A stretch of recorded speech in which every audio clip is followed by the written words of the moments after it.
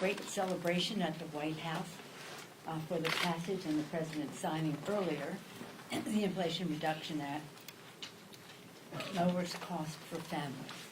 It's so exciting. It's historic. There has never been anything like it to pass this Congress or any country in the world to preserve our planet for the children. In that respect, it is a health issue, clean air, clean water, environmental justice for the children. It saves money for families by reduced.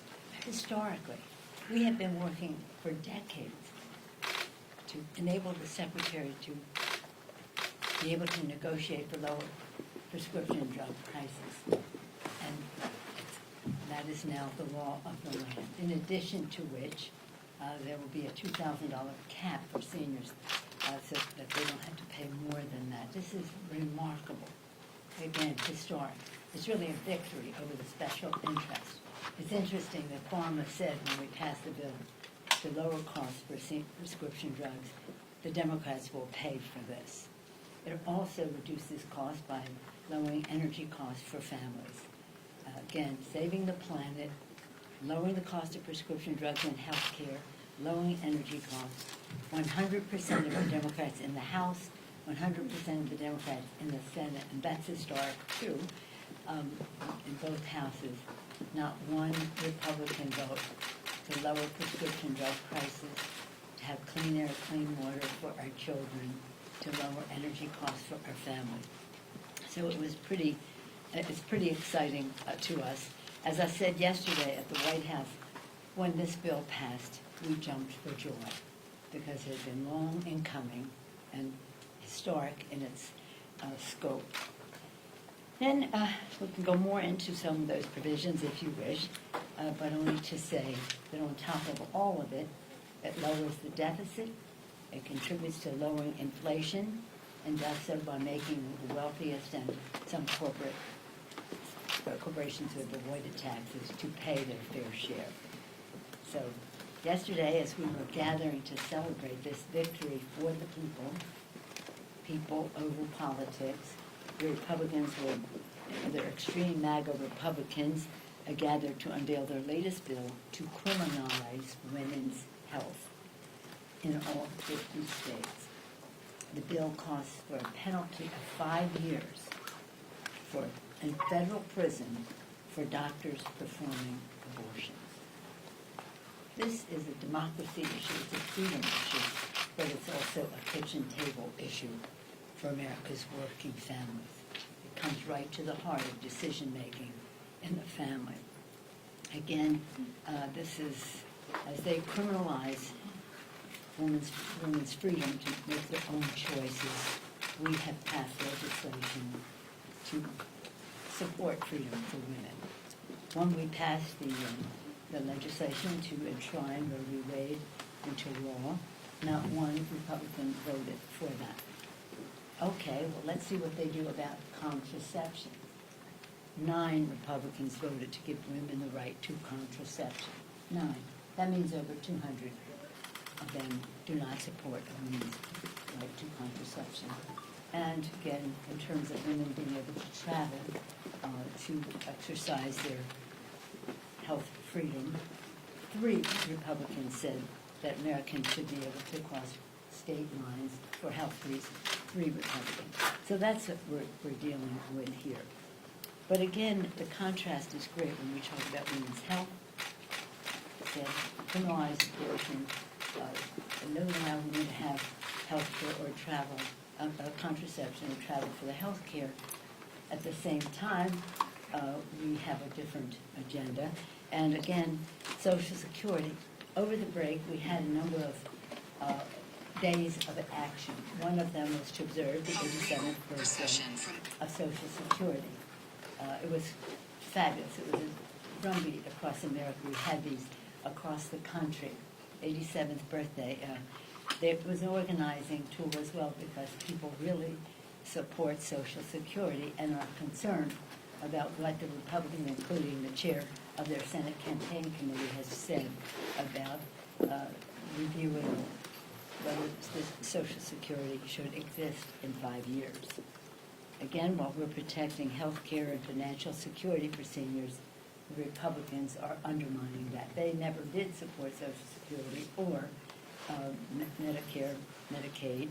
And in fact, when we won the House in 2006, it was largely a thank you to President Bush wanting to privatize Social Security. And here they go again. Again, attacking our democracy, making it harder for people to vote. In that regard, one of the biggest suppressors of the vote is big, dark, special interest money in politics. This election gives us an opportunity.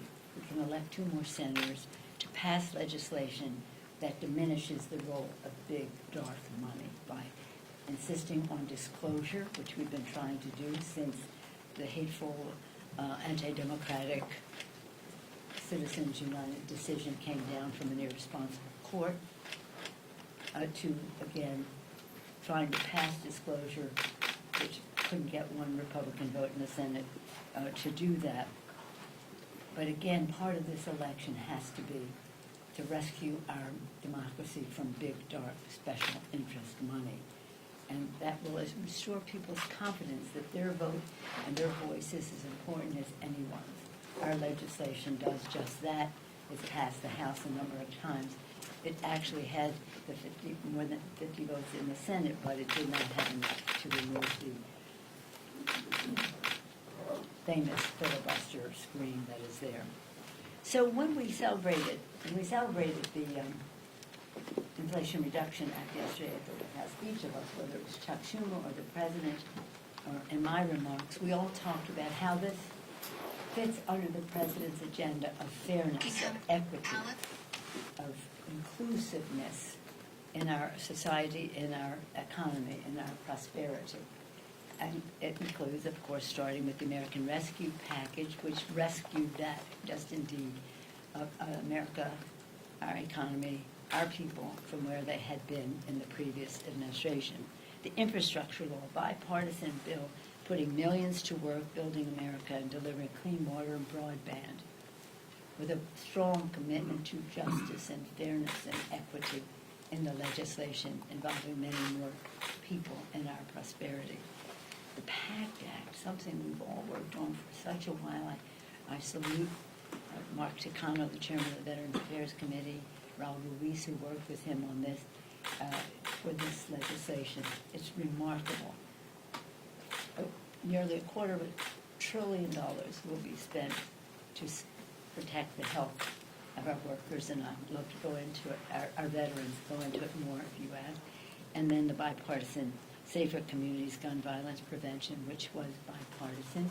It's a good first step. We have more to do. But nonetheless, all of these are very, very important. And of course, the CHIPS and Science Act, which again, inclusion, diversity, reaching out, bringing more people in through the science part of it, which is about education and research and fairness, as well as the CHIPS part, which is all of it a national security issue for us. So rescue, PACT, CHIPS and science, infrastructure now, and again, safety in our communities, culminating now in the the Inflation Reduction Act. So again, Democrats are always there for the people. We put people over politics, and it's a pretty dramatic time as you see the Republicans putting forth a ban. A majority of the Republicans in the House are co-sponsors of legislation for a nationwide abortion ban. It's important to note that, and we want to make sure the public is aware of it, in contrast to our respect to the freedom of women to make their own choices. Any questions? Madam Speaker. Yes. Madam Speaker, yes. The nation on the precipice of a rail strike right now as we speak. There's a potential rail strike. Have you spoken to the White House about where things stand in negotiations? Are you involved? Help us understand where things are, and could you support a potential resolution from Congress like the one that some senators, Republican senators, are proposing? Well, yes, 3 questions on the same subject. Yes, I have been engaged in conversation with the White House and with the unions involved in this. We're all hoping that negotiations will continue, so there is no rail strike, and that at the table with the Secretary of Labor, Secretary Walsh has been very much hoping that we can get a resolution of this. The main area of disagreement is that there's no sick leave for the workers, and that's a problem. Secondly, what was the second one? I've been in touch, yes, with them. Yeah, where do you think standing does Congress need to act? Could you support action from Congress? Well, action from Congress, what I would rather see negotiations prevail, so that there's no need for any actions from Congress. On abortion, Senator Graham introduced the 15-week national ban. Yeah. What does it tell you that the reaction from at least most of the Republican senators has been muted, or just to say that this should be a state's issue? Well, if you've seen the side-by-sides, the split screens on TV this morning, you see in August, Senator Graham saying that this should be a state issue, boom, boom, boom, boom, everybody's saying this should be a state issue, and then probably at the insistence of the MAGA grassroots coming out and saying there should be a federal ban.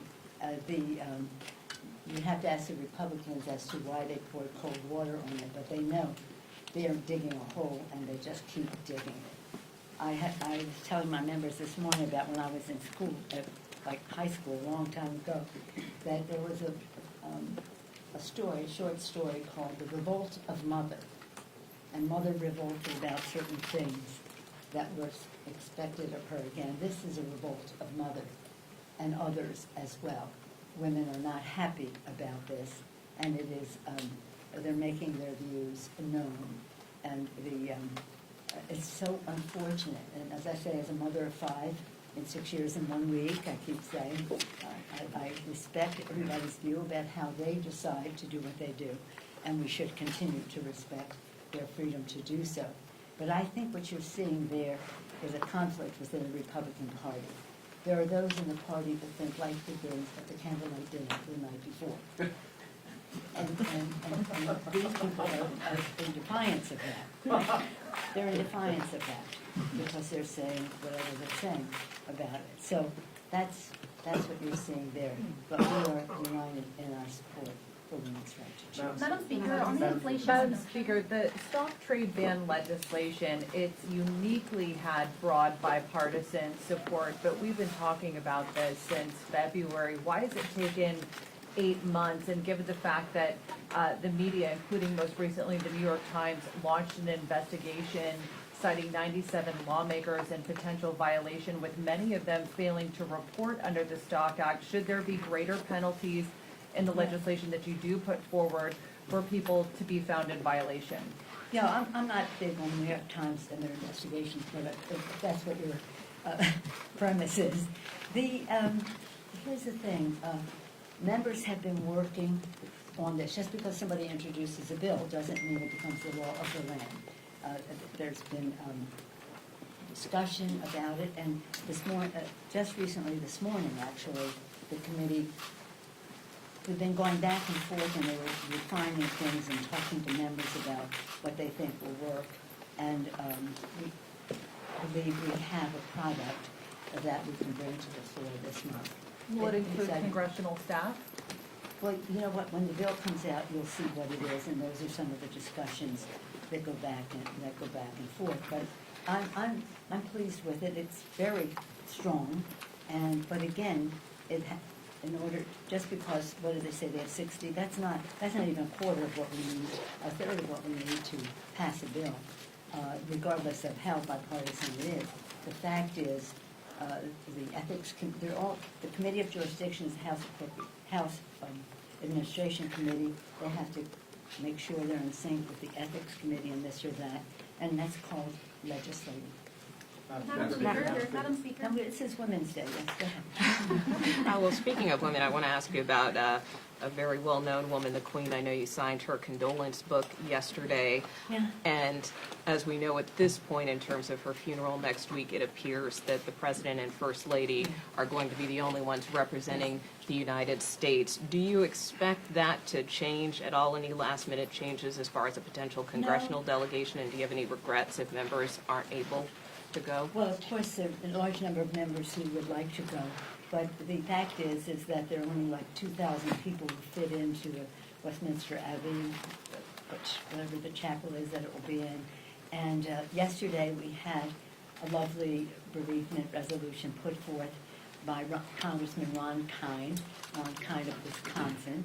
Ron has been the chair of the UK Interparliamentary Group, but also he's co-chair of another subgroup, that UK-US.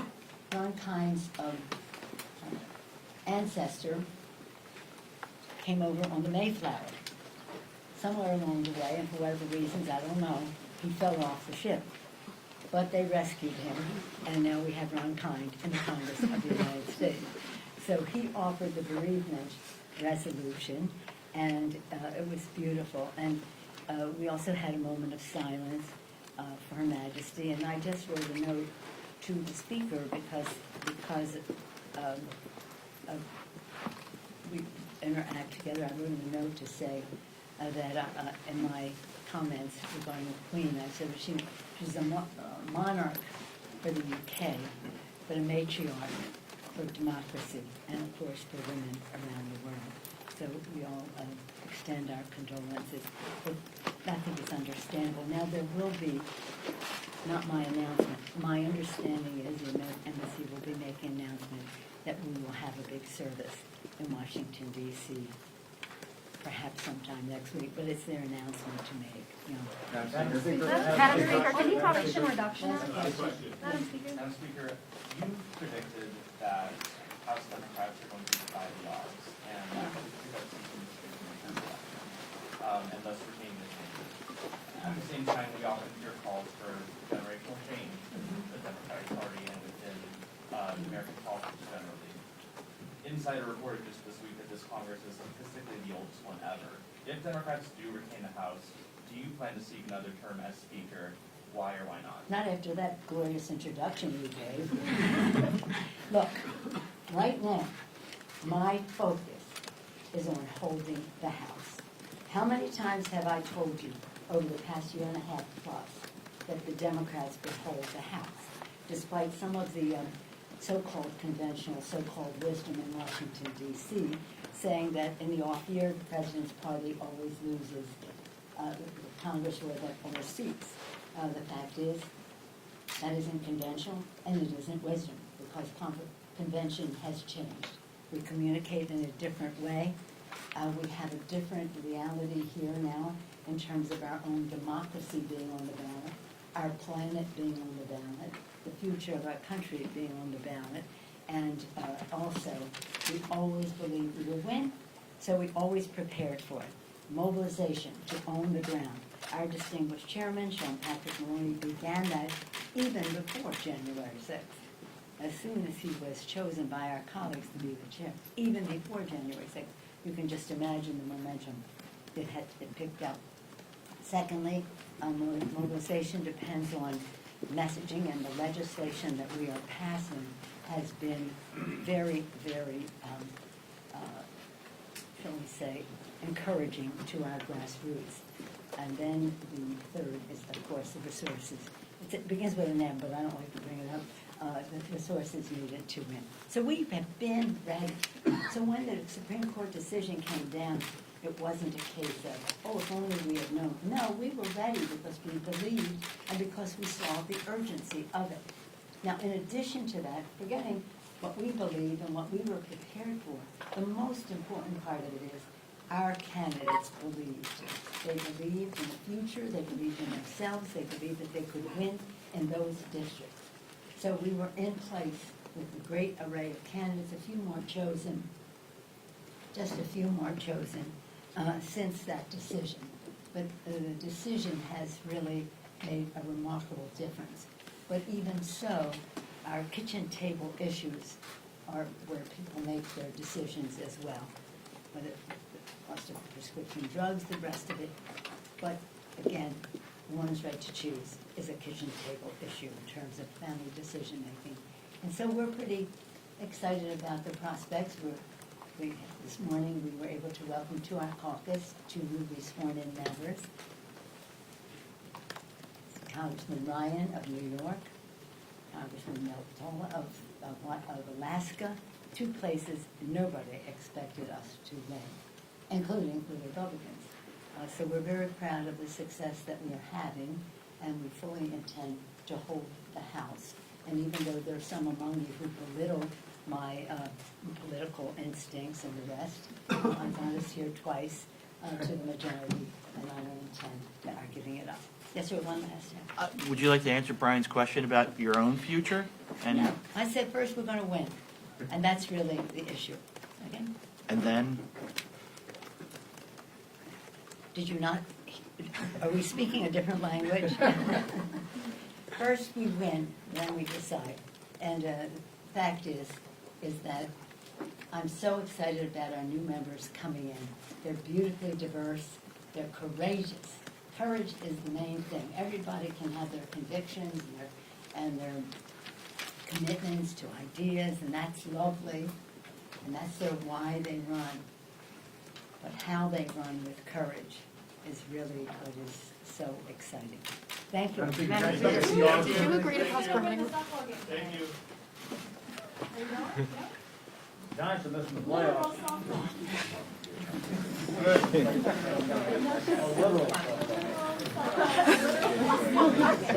Literal.